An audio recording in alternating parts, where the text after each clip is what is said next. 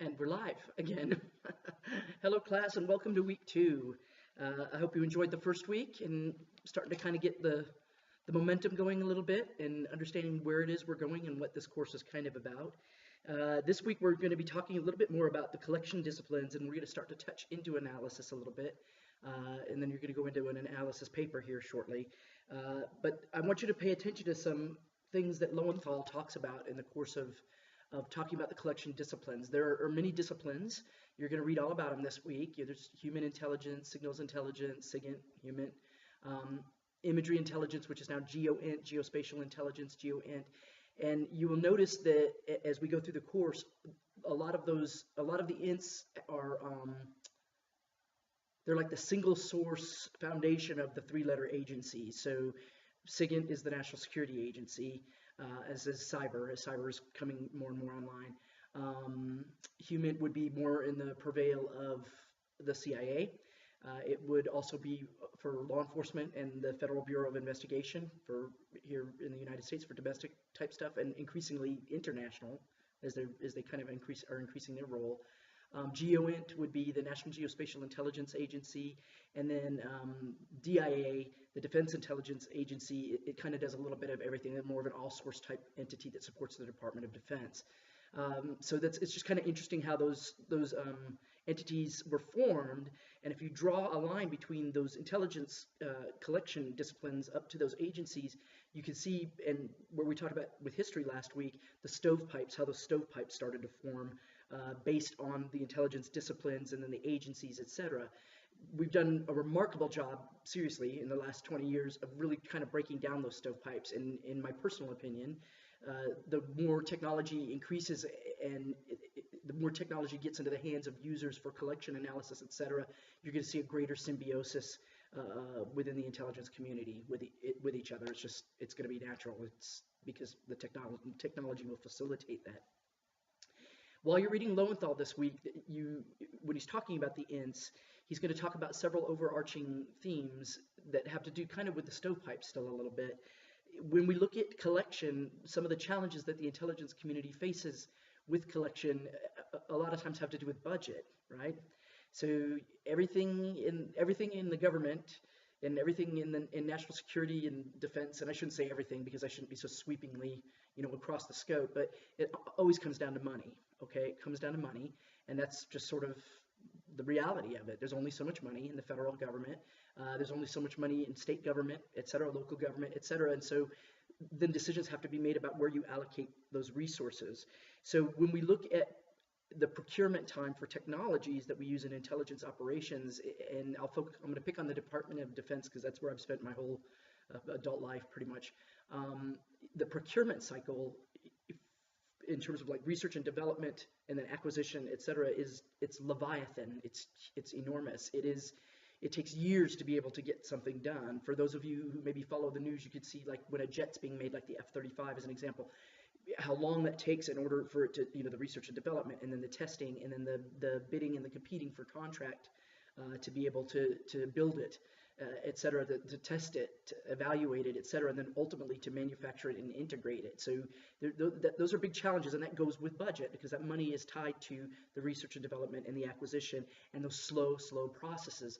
So last week in my mini lecture, I made the comment about technology coming online and how intelligence has to be one step ahead of the next big thing. Well, when you're up against a procurement cycle, much like I've just described, you can understand how that increases that challenge even more. I have to anticipate what's coming, and then I have to be able to be nimble enough to respond and develop technologies then that I can integrate to be able to counter in my intelligence collection discipline against whatever it is that's built. Obviously, the technical INTs, they feel that more. So when you look at signals intelligence as an example, GeoINT as an example, just GeoINT running from satellite imagery in the National Reconnaissance Office back in the day, to the UAVs that are just prolific now within the Department of Defense, you can see the scope. Think about how much money has been invested in developing those collection platforms and then integrating them into operations, maintaining them, et cetera, okay?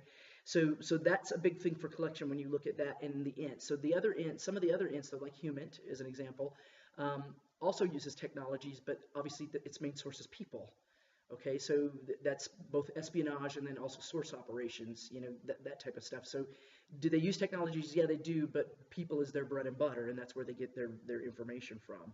So the synergy, when we start to look at this and we look at this competition between the intelligence agencies, again, which has improved a lot in the last couple of decades, and hopefully they'll become more synergistic because national security, it's a big deal.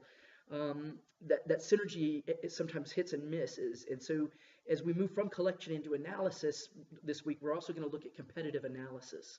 And competitive analysis is, in essence, what you're trying to do is, and I don't want to go into the whole reading of it because I don't want this to be like an hour-long video for you, but essentially what I would do is I would come up with competing hypotheses in my analyses. And so you're looking to challenge each other analytically. And so you kind of see this between the agencies in terms of it. Somebody in big government will put out an intelligence requirement and say the Secretary of State needs X, Y, Z, right?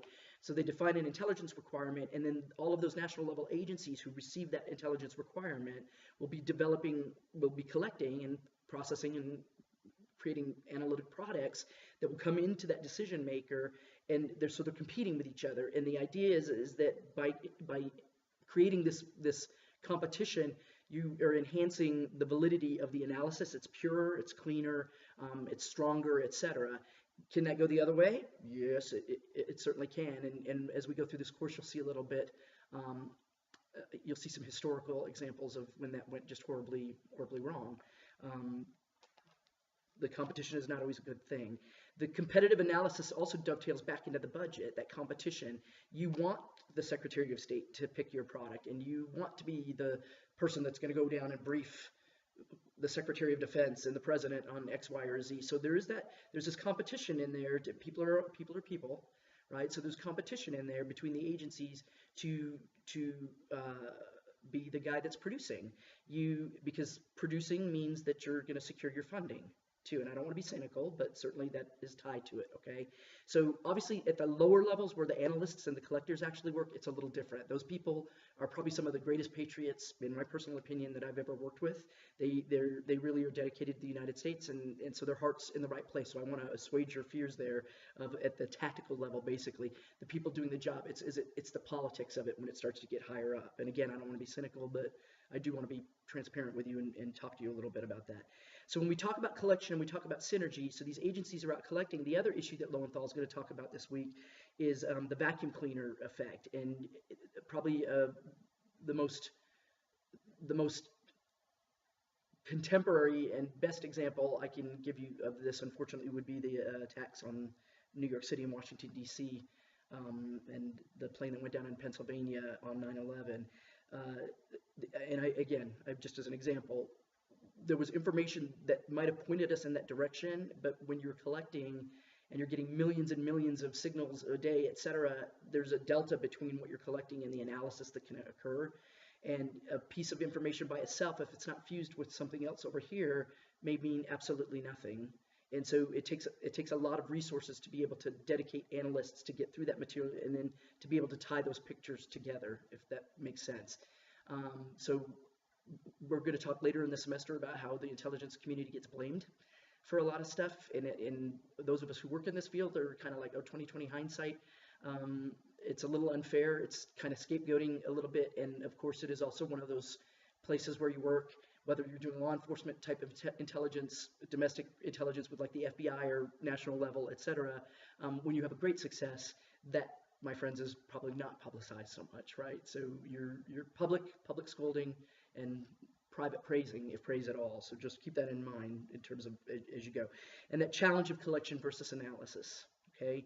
A lot of collection assets out there. Think of how many UAVs are flying all over the world at any given moment, and somebody's got to look at that imagery, right? There's an operator there that's flying that aircraft at the time, so he's got the real-time picture going on that he's looking at, etc. But there is still processing depending on what that target type stuff is, and obviously the higher we go up, like tactical, operational, strategic, the higher we get up to this level up here, strategic type of imagery, it absolutely is going to be processed. It's not going to be somebody looking at it and calling somebody and say, hey, get off your FOB, which is like a base, get off, move out, whatever.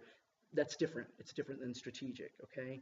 So then we also, when we're from a policy perspective, when we are defining requirements for national security or things that are going on, and even again state and local type governance, when they have a type of requirement that the person is going to give you to go out and start to collect that information, we also need to look at the capability of that asset in terms of what is it providing me in that moment. So when you read through your Lowenthal, he has a really great comment in there that somebody made, and I can't remember who it was, so I beg your pardon, but kind of a cheeky comment where he says that SIGINT can show you what will happen, whereas GEOINT shows you what has happened. And I would also add to that, GEOINT can show you what has happened and is happening if it's real-time video feed, right? So GEOINT, though, can't really be predictive. It can provide products that show like maybe construction's going on or something like that that can be fused with other things that can be predictive in nature, but you've got to look at the capability of each intelligence discipline and what it's bringing to the table in that moment. And OSINT, as you are seeing with your country studies, open source, never underestimate the power of open source information. I've seen people in the SIGINT world get something, that's classified that they're working on, and by going over here in a local newspaper from that country, etc., they were able to put that fuse it together and come up with an identity for what the SIGINT event was based on something that was in OSINT. So that's fusion, that's multi-source intelligence. The more sources that are tied together on a single thing, the stronger the analysis will be. So that is where I'm going to leave you for today, and I've said quite enough, I guess, and I hope I didn't confuse you more. Make sure you get in your reading and get on those discussion questions. I hope you're enjoying the course, and that's it for now. I'll see you next week. Take care.